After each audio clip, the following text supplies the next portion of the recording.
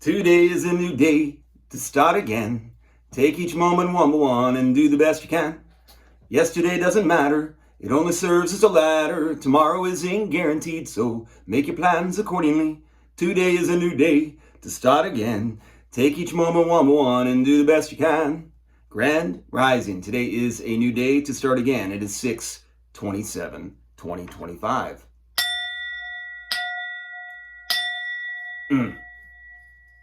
I've been off. This has been a weird start to the day. That's pretty good. I've been trying to, when I feel things are out of sync, just try to redo it and re-emphasize it. Try to get back into sync, but it's not necessarily even feasible to do. I'm not even sure if it's worthwhile to try. I think you should just kind of go with how things are going. Sometimes you're just in a day where you're not quite hitting the bell the right way. Sometimes you're on the golf course, sometimes you're doing whatever you're doing. You still learn to do your best. I think is sometimes trying to fix it makes it worse. Just accept I've got a little bit of a limp today. Tomorrow might be different, but today I got one, so I need to figure out how to deal with it. Pretty hot in these parts recently. I live in Indiana. It's been in the high 80s, mid 90s, and it's been rainy prior to this, so it's getting kind of... I feel like good things are starting to happen where I'm working. I'm having some like bumps, but I feel like we're moving in the right direction. I'm trying to take my time and do things we need to do to be successful. And just, I come off strong, so I'm trying to scale back. Yesterday was strange. I blanked. We had, I do have some opportunities, but they did not convert into sales yesterday. So I am still trying to figure out how to play. What I want to try to establish from the organization is what are we trying to do and how do we get there? What can I do to help? What is my motivation? And I am not now, and I never will be like a plotter. I'm always someone that's going to be trying to, especially when I'm sitting idle. I don't like being idle. I've had many challenges to my confidence recently. The people around me don't know who I am, and I don't really know them. So I think part of it has been all of us getting to know each other a little, and I'm the new guy, so there's difficulty definitely in starting over. Like when people don't know you and you have to build your credibility, and you do carry, the problem is you really never do start over. You, in this world, I get into this pretty deep. So if you're into these videos, I feel like I have something pretty good here in the middle to try to build the anticipation. But you never really do start over whenever you're trying to reboot, which I think there's a lot of goodness to that. We all carry our past. I can't just walk around saying what I think either.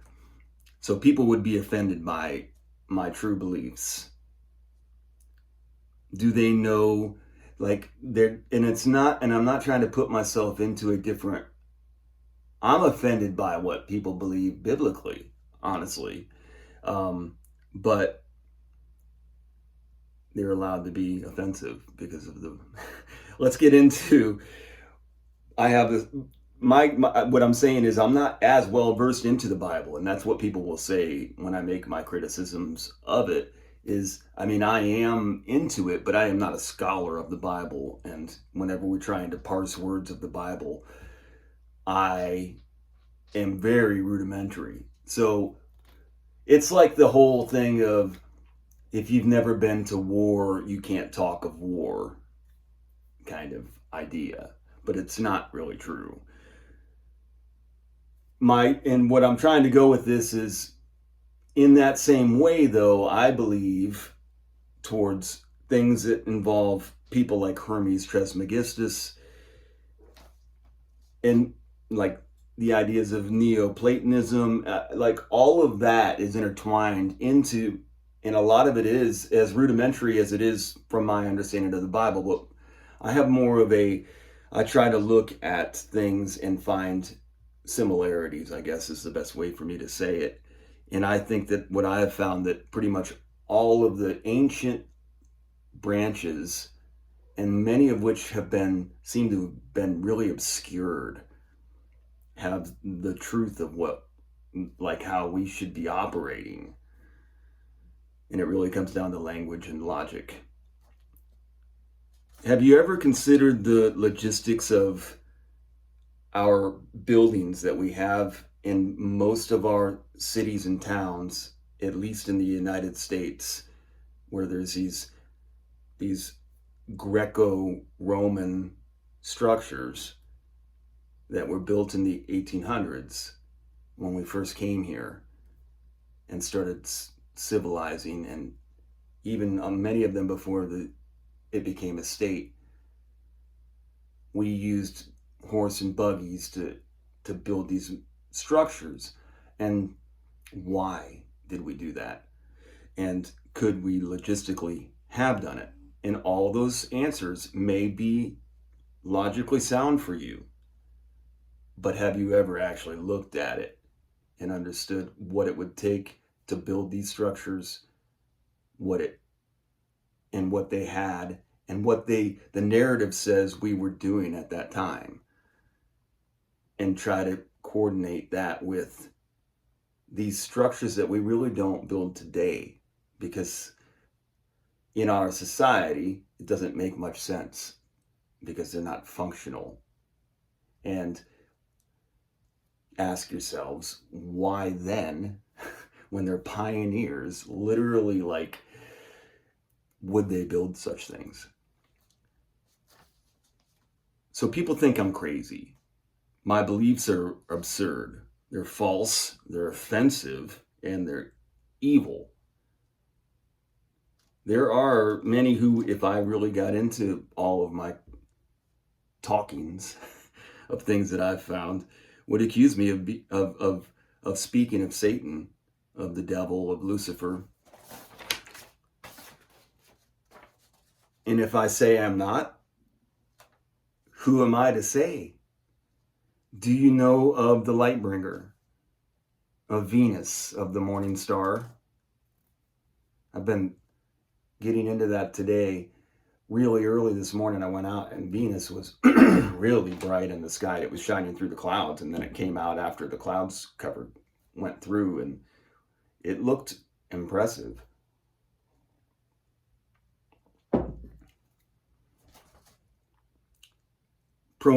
Prometheus and fire has a lot of symbology to me, and most people don't even understand what that is. I think that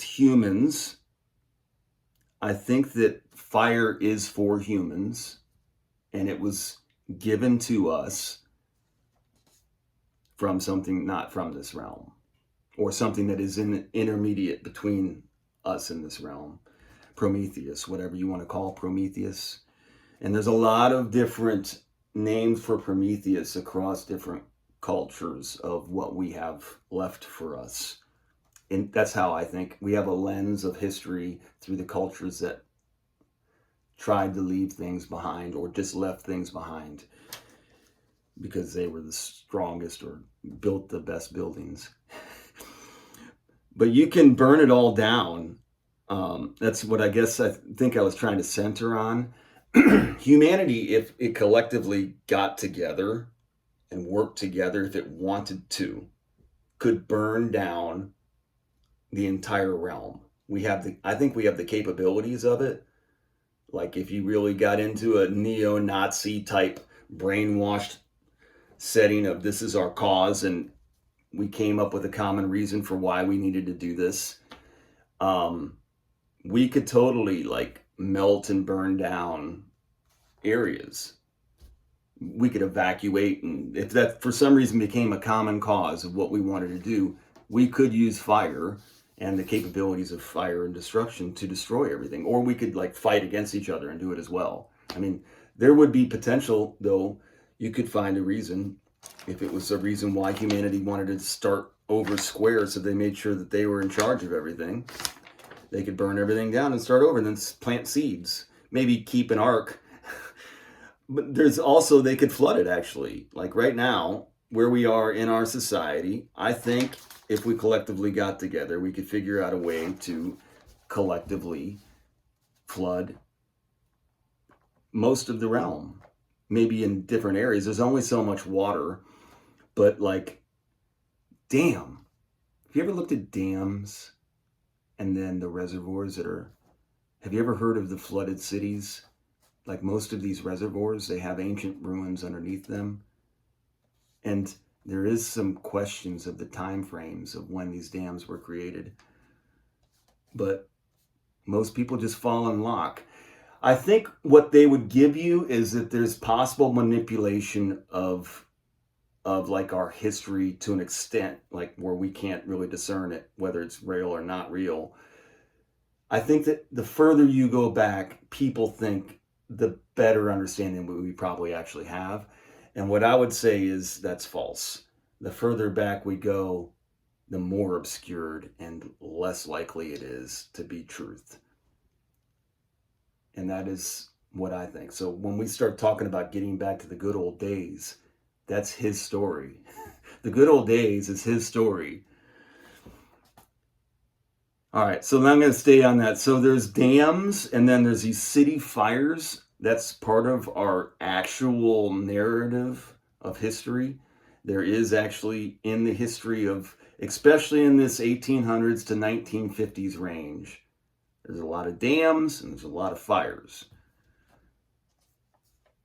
People can't accept that so many people could be in on the lie. Santa Claus does exist, though. I'm going to segue in a weird way here, but the truth of the matter is, Santa Claus, the white beard with the hat and the belly and the chimney and all of that I said, but you already thought when I said Santa Claus, he does exist. Every bit as much as Abraham Lincoln exists. Santa Claus is actually more powerful than Abraham Lincoln. We are all under spells. I think I probably lost people there. I didn't draw a good enough connection in my analogy there, I don't think. Santa Claus, low power mode. Santa Claus does exist because we imagine it and it is true. Santa Claus, he exists. And that's what I'm trying to say. The more energy you put into something and an idea in our imaginations, it makes it real. It's real world. When you go out at Christmas, starting in October usually, you start seeing Santa Clauses walking around. They are real. I mean, Santa Claus is real. The real idea of the North Pole, most people think that you could put a pole, or a lot of people probably think that there actually is a pole at the North Pole. We live literally in Plato's cave. So then I go into some stuff now, and I went in low power mode, so I hope I have enough time. I'm going to just try to push through this fast. But I did get into some stuff here when I feel like I'm not even thinking. It's just, I feel like there's a flow. So I'm just going to read what I wrote. So electricity, El, is what I identify from, I think it's from Sumerians, is the god of the Sumerians, the El. Or it's not really the god. I think it's one of just the whole thing. And then you have Elohim. So it's also interesting. But El, I think that electricity itself is what many would call a god. If you're talking about Elohim, I would say that electricity is a god and could be described as destructive. So there is a reason why there are ancient civilizations that still exist that do not want anything to do with electricity. So you have, but L is, so it's a force that we really truly don't understand as well as led to believe. We just use this electricity, but we don't create it. I mean, we harness it, I guess, is the best way we utilize what is existing. Magnetism is the same way. But it's a field, and it may be a god. I don't know. Light might be a god too. Optics is how we see, and then how we hear is the sonar, the sound. Sun, moon, wandering stars, and stars. Polaris, or the North Star, obviously has some significance. I am not positive that the North Star and magnetism are exactly aligned. Like, as to say, North Pole and Polaris. They're not like synonymous, synchronized. I just think that they're two different things that have been, but I don't want to get into my things. So then I think that there are stars. We've all heard that whole idea that there's more stars in the sky than there is sand on our earth or things. And then they actually said there's more, but I'm going to stay with the stars in the sky. I actually think that my soul is attached to a star. I think we all have a star. That's what I think now. In this moment, that's what I've came to, is I think that there is a star fixed, and then there is me. I feel connected to a star somewhere in the sky that is connected to me. And I think it may be for eternity. I think that my soul is connected to the star. But I don't think it's like directional. I don't think it's about time, and I don't think it's about space. I just think that there is a star that right now is me, and I am that star. And I think at this moment, that's what I think is true. So to sum it up, I talked yesterday about the pyramid thing, and there's a point on the top. I think that it's not in this way, but I think that is your point. And then we all have everything that's around everywhere else that's going on that has nothing to do with us, probably with Polaris and probably with the Morning Star and stuff like that. All those other things have a thing that has connection with here. But our personal experience, our pyramid, our reality, personally, it goes to that point of, and I may be wrong, but I think that's what it is. And so what I think is, we're not traveling to go there, is what I'm trying to say. We're not traveling to go to this dot that's our star. What I'm saying is we are already there. That is all of us. Not all of us, but our experience goes to that one point. So when we die and they say that you see a light, what I think that is the opening up. That's the opening up of your point of your star going the other way. It could be as simple as like the black hole idea, that when you enter through that point, you go out. And what I kind of think is, this maybe people aren't following, but I think kind of when you go through that point and you die, you open up into what everybody does. I think kind of my idea of it is, and we don't know what it is beyond that, but we do maybe instantly whenever we die, or whenever we walk through that point, when we're dying and we go through and we choose to go through that point, we open up into a new reality. Maybe you just go straight into a baby or a whatever. And then you do that again and again and again. I don't know. In your life cycle. But we don't know beyond that. I guess what I'm saying is, but I do think that there's a connection to that. So we do have a connection here to there. And I think it may be central to that point. So I don't think it's all that important to know exactly what star it is, but it may help you to understand what's in between you and the star. If there's not really an in between. That goes against what I just said, but what encompasses within my compass. And that maybe when we move geographically down here, it has an effect, but not as much as you would think, but maybe a great effect compared to what's going on up there. So that's where I went into, maybe that is what we see at the end of our day, the end of my days, when I walk from this life to another. If I walk from another or two, whatever it is, I'm going through to that point on the other side where I don't know what it is on that side. So I don't know that you necessarily need to find the star, but that is we are the seed. I am the seed of that star, is what I was trying to get to also. That's where I focused on. So we all are a seed of a star. We're a seed. And what makes it work, I think, so we're a tree. Our life is a tree in between. Our life is a tree in between the spark of our sperm germinating into a woman's egg, our mother's egg, become life until we die. And when we die, our seed goes into it, or it flows into the light of your star.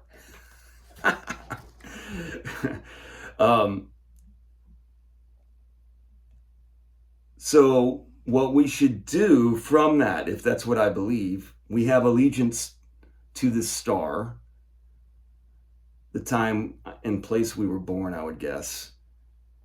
We have allegiance to our blood, and we have allegiance to our bones, and we have allegiance to our breath. So I always try to bring it back to three things. This is where I got, and so I often will try to force it into three categories because I like that whole Trinity idea. But in this case, what I've been resonating on is I think that basically we have, so our bones is the big one. I think our bones carry our marrow, they carry our, like, I guess what you would call our DNA, but it's our heredity. But I don't know that it's linked necessarily biologically. I think our heredity is linked to our star, because I think that there's something to crystals and stars and our lymphatic system. So, like the Superman thing, I think that I think we've been going about it the wrong way. I think we've been really trying to find, like, who from our mother and our father, we've been trying to find through our bloodlines. But our bloodlines is different than our heredity. I think our heredity comes from the semen. It comes from the oil. And that, I think, has been added to us to give us something that we didn't have at one other time. So it is part of the reproduction. It's part of our reproduction system, is this lymphatic. And I think that's what's connected to the stars, the astrology. I think that's what influences our, it has a big influence on us through that way. And then water also. So, and maybe water is more intertwined into what I'm talking about here. Water might be more connected to Venus and to the morning star. Maybe, I don't know. That I'm going off the rails a little bit. So, but I guess what I'm trying to say is, so we have an allegiance to, when our body is our temple kind of thing that we're talking about, we have an allegiance to the blood is important because that's our mother and father, like our generation, I guess. And like it's a little bit more in the current of now because it's running in our blood, and our blood has been, so I get into that in a minute. So then there's also though your bones and your lymphatic system, and that has to do with vaccines, and that has to do with it has to do with what we eat and drink and take in, but it is more our trunk, and it is more, but it is connected to, like I said, it's our seed. It's what was brought to us from our star, and that's what's influenced down here, I think.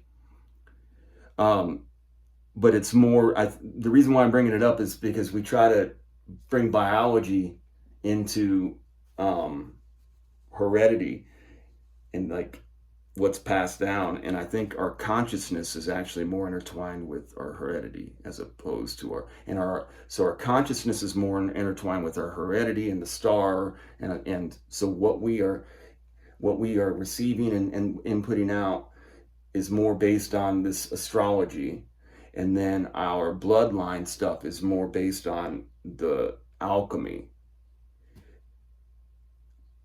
So, and then there's breath. Breath is also very current and is collective into this, and that is the air.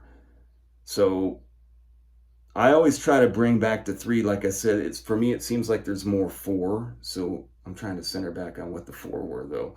See, my blood, my star, my bone. Okay, that's what. So my blood, no, that's 3 though. So my blood, my star, which I think is my bones, and then my breath.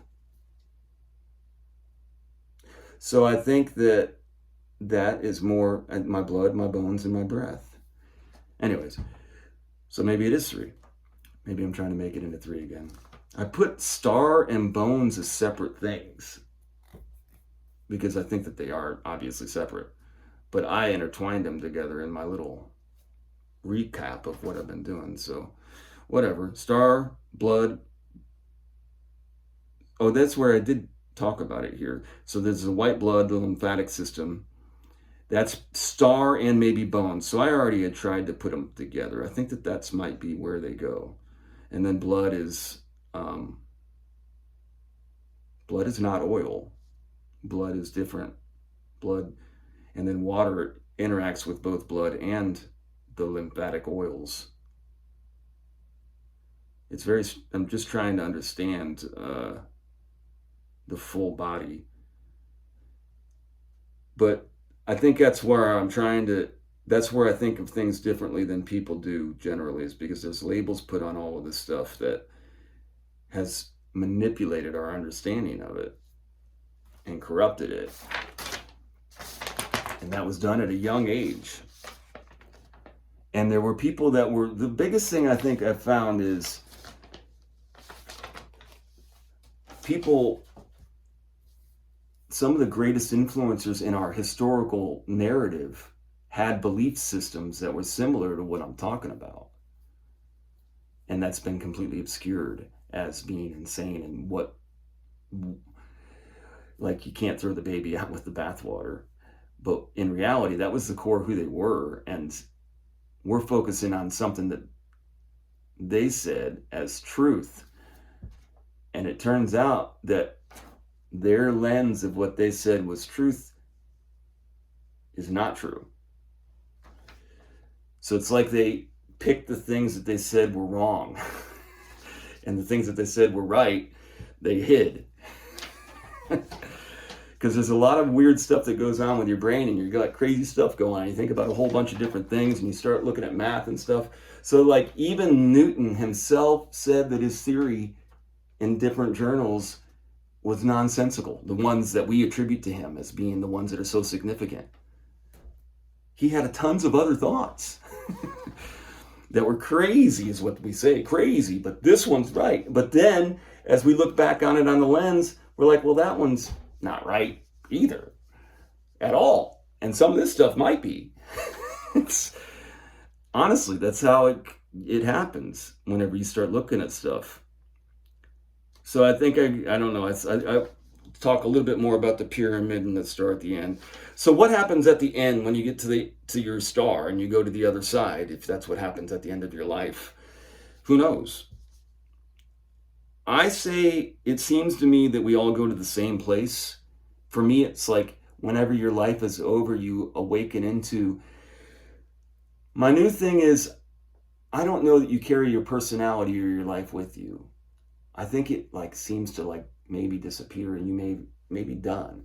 And then you go on to whatever, you open up into a new reality. Your essence does. It just flows. But it might come in somewhere and hang out for eternity.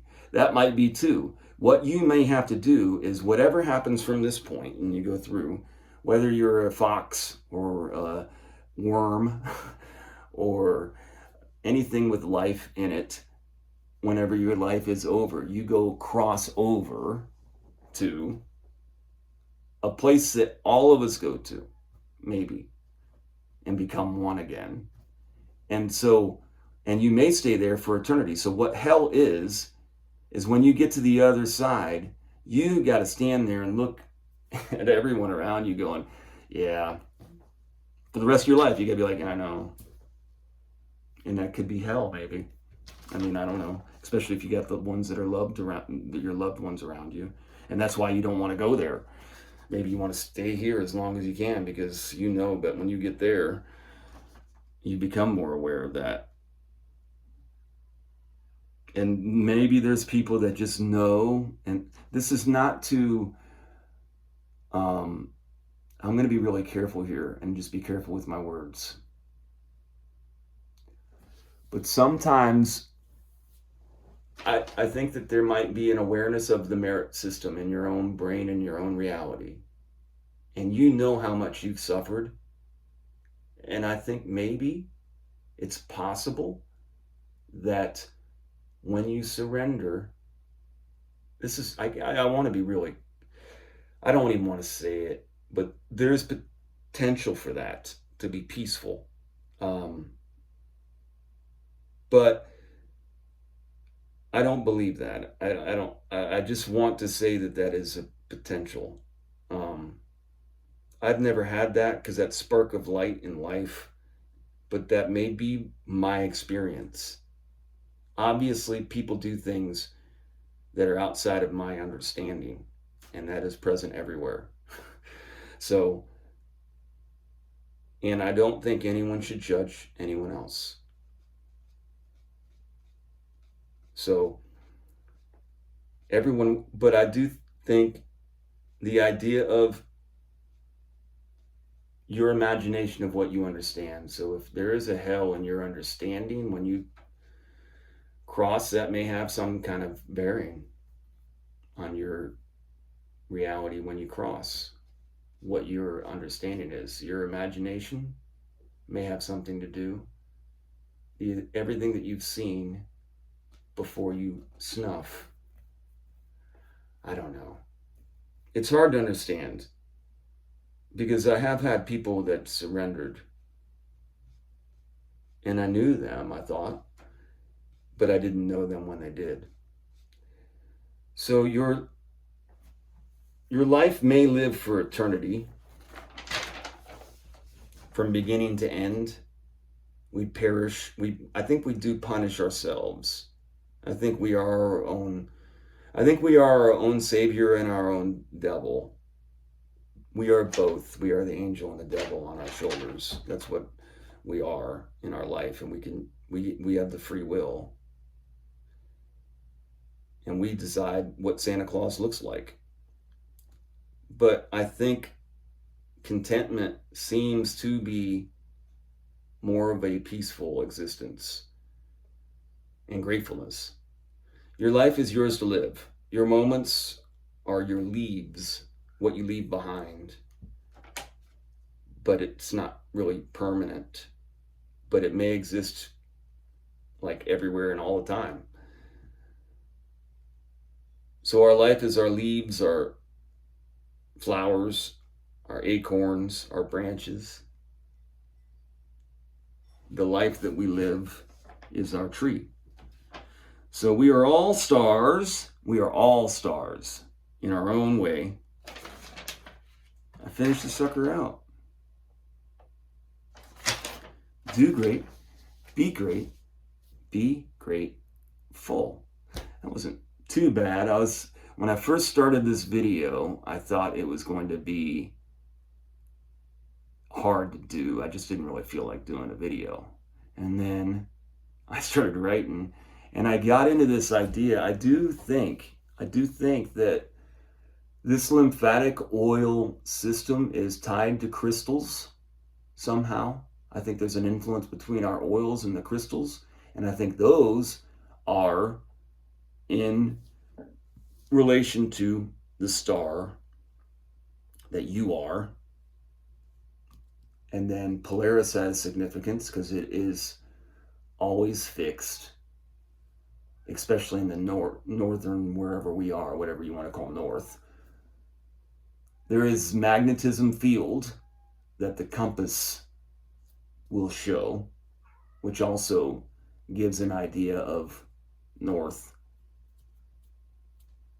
That identifies your location here, and then that has a relation to what is going on above you that just is happening on its own. So then there's the cycles.